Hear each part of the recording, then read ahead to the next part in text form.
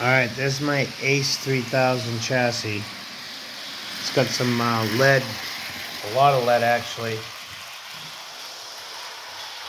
and the taped up so it won't fall off. It runs pretty good. The tender wheels are squeaking. I think the plastic truck is rubbing against the track. Draining about a 16th of an amp. It's at 40% throttle. And the rear truck trailing truck needs a little bit more tension on the spring. It derails sometimes.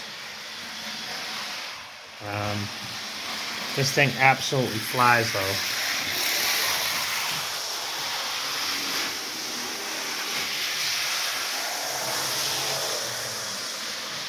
You can see some sparks coming from the rear wheels on the tenders. They must be dirty. I'm happy with it so far.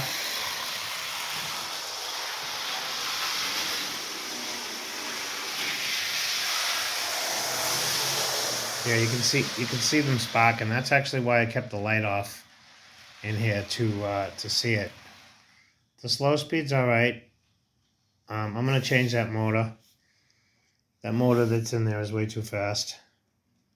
I'm gonna put a better motor in there. The slow speed's not bad though. It could be better, but we'll get there. That's a 3-pole skew wound motor that's in there. I think I'm gonna put a 5-pole in there. It's only been running for a couple minutes, so the motor's not even broken in yet. And the tender, I believe the plastic truck where the fake brake pads are, or brake shoes, or whatever they are, I think they're rubbing against the, dragging along the track. I bought the a Pear Marquette Berkshire tender used off the interweb so I could chop it up. Yeah, there's not enough tension on the back of this. I gotta fix that. What happens is these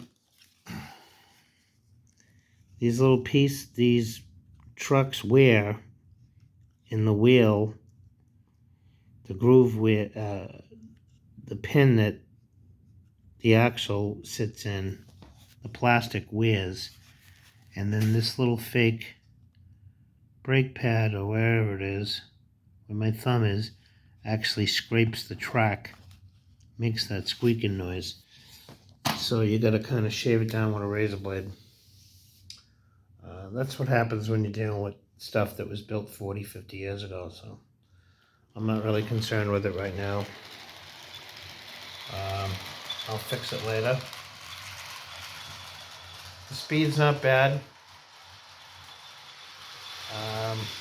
It will run on an 18-inch radius, just barely, because the wheelbase is so long, and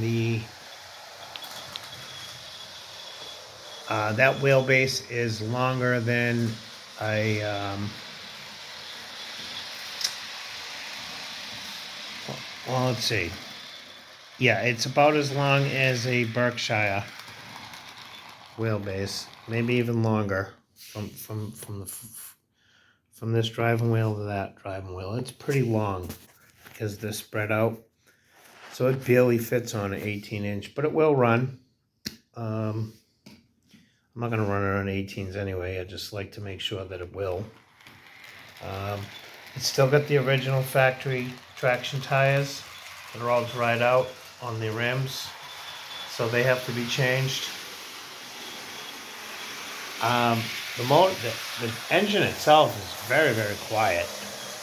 The tender's doing all the making all the noise. The speed's not too bad. I mean, I wish it was a little bit better,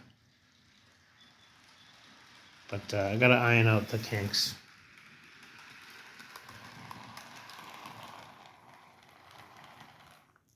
It's not too bad. So we're gonna go take a look at the shells. I left them downstairs because I painted them about an hour ago and they are not dry.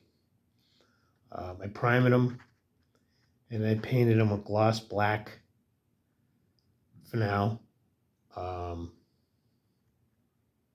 because a lot of the paint scheme is going to be a wrap and it sticks better to gloss. And then once it's on there, I'll clear over it, like I did to the M1. So anyway, we'll go take a look at that shell. But actually, we'll pull this off and we'll look at the drivetrain here. This is a cheap motor, 3-pole skew wound, rubber drive shaft with plastic in the middle so it doesn't reverberate. The rear wheels are the only powered wheels. The front are free spinning. This piece here where the tow bar is a back of an 080 that was cut, and I bonded it. The two 080 frames were chopped and sectioned. I actually soldered it today so you would get electrical connections from the fireman side of the track. This is a big chunk of lead to keep the weight on the front wheels. This 080s don't have a lot of pulling power, so I have to do a little bit of mods. They have springs underneath the axles to keep the axles pushed on the track. So I need to do something with that so there's more tension on the, more friction between the track and the axles.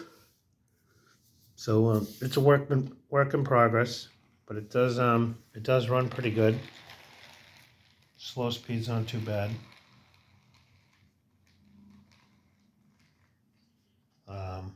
I'm gonna put a better motor in it, and we'll fix that problem. And it's got a little bit of a pickup problem with the tender, because I can see the wheels on this side sparking. See, now the squeaking, you can tell that right here is flat. You can tell that the plastic is being chewed away by the track. You can tell that there's so much slop that these are worn to the point where they're actually sinking into the truck, and now those little pieces there, the front and the back there, are actually touching the rails. So we'll fix that later, but we're gonna go take a look at the shell and then we're gonna call it a night.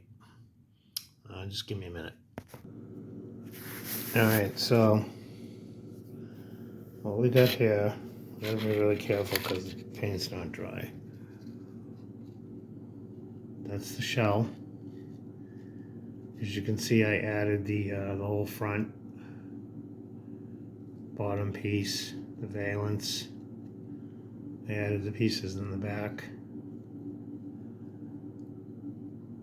Like I said, it's gloss paint because I need the wrap to stick to it.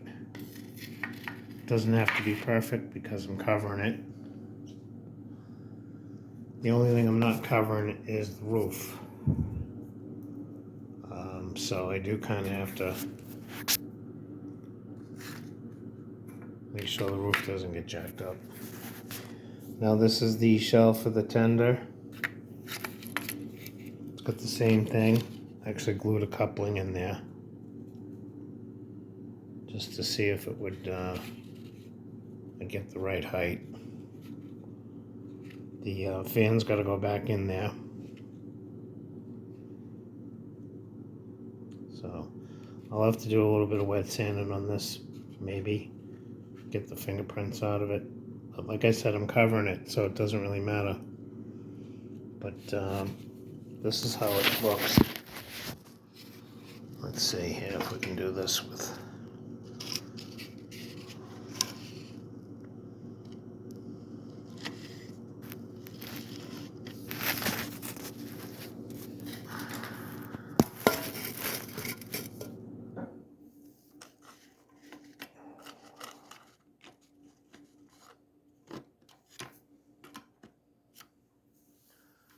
Alright, so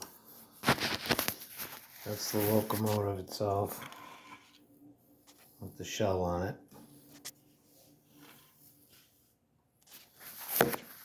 And then we'll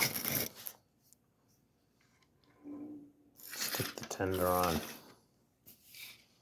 I've been working on this silly thing all day long.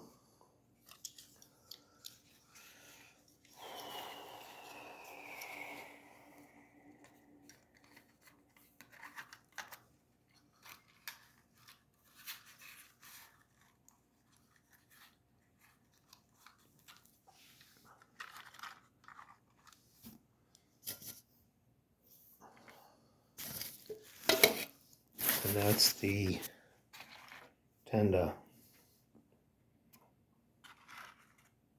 The front end is up in the air a little bit because I need to put a screw in it right there to hold this on. So for some reason it kind of crap. For some reason it's kind of raised in the air. But these two go together like that. Like this. Gotta adjust the height a little bit. It's down a little bit, but that's kind of how it goes. Anyway, the next time you see it, it'll have some color on it. Leave a comment. Thanks for watching.